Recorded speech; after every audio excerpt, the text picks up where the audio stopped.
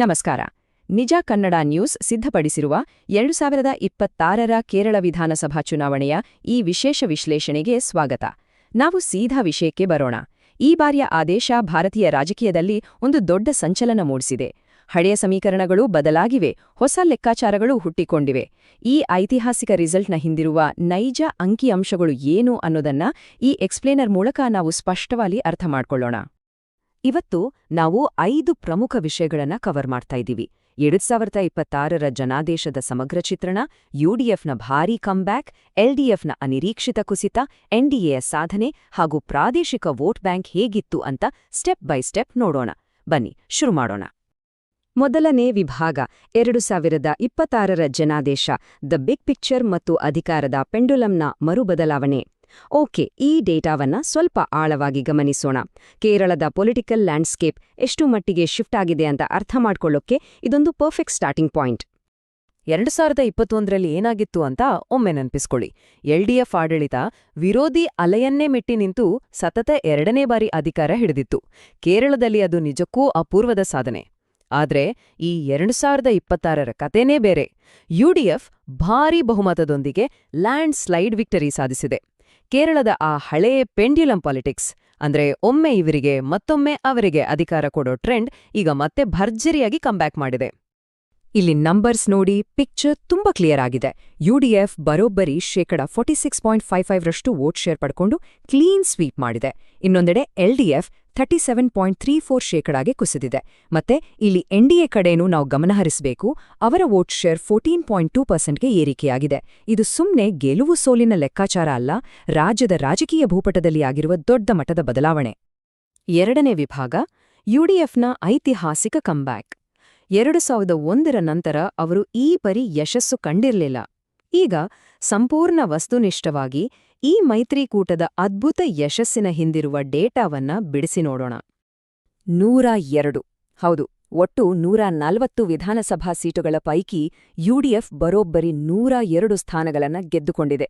ಅಂದ್ರೆ ಅಸೆಂಬ್ಲಿಯ 3/2ರಷ್ಟು ಭಾಗ ಕಂಪ್ಲೀಟಾಗಿ ಇವರದೇ. 2021ಕ್ಕೆ ಕಂಪೇರ್ ಮಾಡಿದ್ರೆ ಇದು ಬರೋಬ್ಬರಿ 62 ಸ್ಥಾನಗಳ ಬೃಹತ್ ಜಿಗಿತ. ಇದು ಮಾಮೂಲಿ ಗೆಲುವಲ್ಲ, ಇದೊಂದು ಸುನಾಮಿ ಅಂತಾನೆ ಹೇಳಬಹುದು.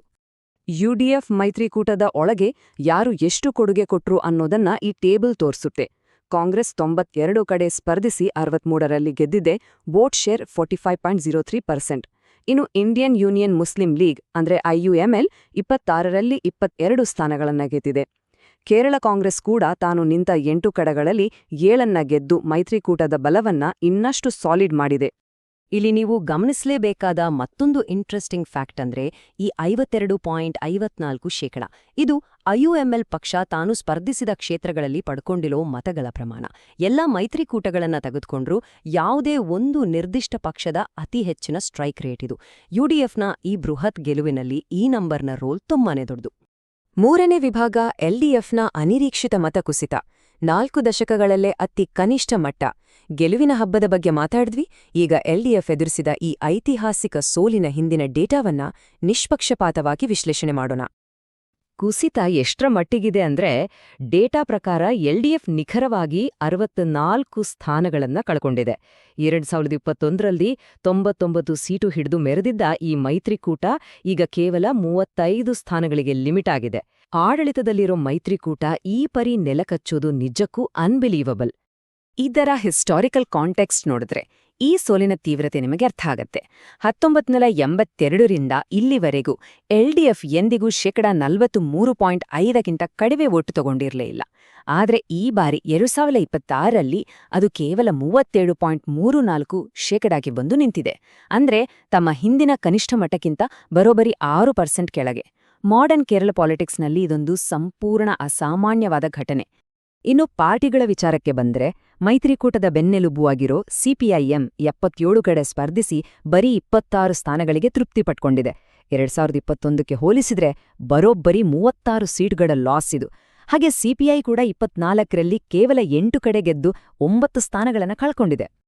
4ನೇ ವಿಭಾಗ, ಕೇರಳದಲ್ಲಿ ಎನ್ಡಿಎ ಮುನ್ನಡೆ ಸಣ್ಣದಾದ್ರೂ ಒಂದು ಐತಿಹಾಸಿಕ ಗಳಿಕೆ.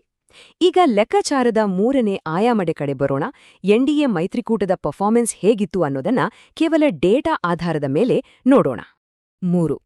2021ರ ಎಲೆಕ್ಷನ್ನಲ್ಲಿ ಒಂದೇ ಒಂದು ಸೀಟು ಗೆಲ್ಲದ ಬಿಜೆಪಿ ಈಗ 3 ಸ್ಥಾನಗಳನ್ನ ಗೆದ್ಕೊಂಡಿದೆ. ನೋಡಕ್ಕೆ ಈ ನಂಬರ್ ಚಿಕ್ಕದು ಅನ್ಸ್ಬೋದು, ಆದ್ರೆ ಕೇರಳದ ಇತಿಹಾಸದಲ್ಲಿ ಇದೇ ಮೊದಲ ಬಾರಿಗೆ ಈ ಪಕ್ಷ ಈ ಮಟ್ಟದ ಪ್ರಾತಿನಿಧ್ಯವನ್ನ ಪಡ್ಕೊಂಡಿದೆ. ಜೊತೆಗೆ ಬಿಜೆಪಿ ತಾನು ಸ್ಪರ್ಧಿಸಿದ ಕ್ಷೇತ್ರಗಳಲ್ಲಿ 16.04% ವೋಟ್ ಪಡ್ಕೊಂಡಿದೆ. ಕಡಿಮೆ ಸೀಟ್ಗಳಲ್ಲಿ ಸ್ಪರ್ಧಿಸಿದ್ರೂ 2001ರ ಅಂಕಿ ಅಂಶಕ್ಕೆ ಕಂಪೇರ್ ಮಾಡಿದ್ರೆ ಇವರ ವೋಟ್ ಶೇರ್ ಆಲ್ಮೋಸ್ಟ್ 3 ಪಟ್ಟು ಹೆಚ್ಚಾಗಿದೆ. ಟಾರ್ಗೆಟ್ ಮಾಡಿ ಕಾಂಪಿಟೇಟಿವ್ ಆಗಿ ಫೈಟ್ ಮಾಡಿದ್ರ ರಿಸಲ್ಟ್ ಆಗಿ ಎನ್ಡಿಎನ ಒಟ್ಟು ಮತ ಪ್ರಮಾಣ 14.2ಕ್ಕೆ ಏರಿಕೆಯಾಗಿದೆ. 5ನೇ ಮತ್ತು ಕೊನೆಯ ವಿಭಾಗ ಪ್ರಾದೇಶಿಕ ಮತ ಹಂಚಿಕೆ: ಮಲಬಾರ್, ಕೊಚ್ಚಿನ್ ಮತ್ತು ತಿರುವಾಂಕೂರು.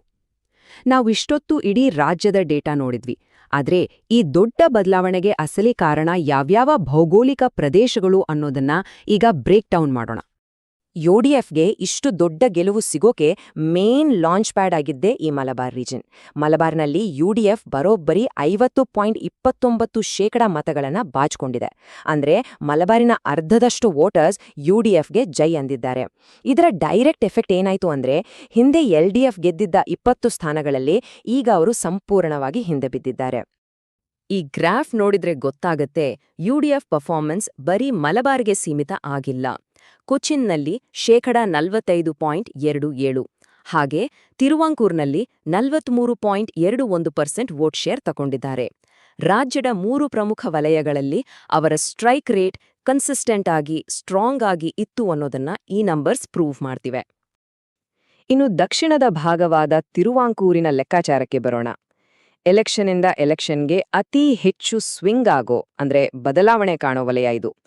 ಇಲ್ಲಿ ಎಲ್ಡಿಎಫ್ನ ಕುಸಿತ ನಿಜಕ್ಕೂ ಶಾಕಿಂಗ್.